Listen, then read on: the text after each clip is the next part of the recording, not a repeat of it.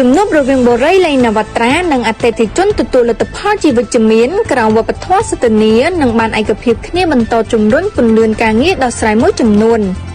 ក្រុមការងារក្រសួងរៀបចំដែនដីនគររូបនីយកម្មនិងសំណង់និងរដ្ឋបាលខេត្តកណ្ដាលបានបន្តដឹកនាំកិច្ចប្រជុំសម្រុះសម្រួលនិងដោះស្រាយករណីទិញឬលក់ផ្ទះដីឡូគម្រោងបូរីលេងនវត្រានិងអតិថិជនដោយបានធ្វើការបន្តពិនិត្យលើសំណើសំណុំពររបស់តំណាងអតិថិជនគម្រោង 6A និងជ្រែ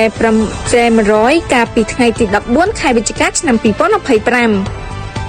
បើតាមក្រសួងរៀបចំដែនដីបានបញ្ជាក់ថាជាលទ្ធផលកិច្ចប្រជុំបានប្រកាន់យកវប្បធម៌សន្តិនិកនិងបានពិគ្រោះគ្នាប្រកបដោយស្មារតីយោគយល់ហើយបានឯកភាពគ្នាក្នុងការបន្តជំរុញការងារដោះស្រាយពន្លឿនការងារសាងសង់ផ្ទះការចាក់បំពេញដីឡូនិងហេដ្ឋារចនាសម្ព័ន្ធត្រូវត្រង់ចាំបាច់និងអាទិភាពរបស់គម្រោងគួរបញ្ជាក់ថាគម្រោងផ្ទះនិងដីឡូលេងនវត្រាជ្រែ100និងគម្រោងផ្លូវជាតិ 6A ដែលមានទីតាំងស្ថិតនៅភូមិជ្រៃ100និងភូមិអន្លង់ស្លែឃុំសម្បួរមាសស្រុកមុខកំបូរខេត្តកណ្ដាល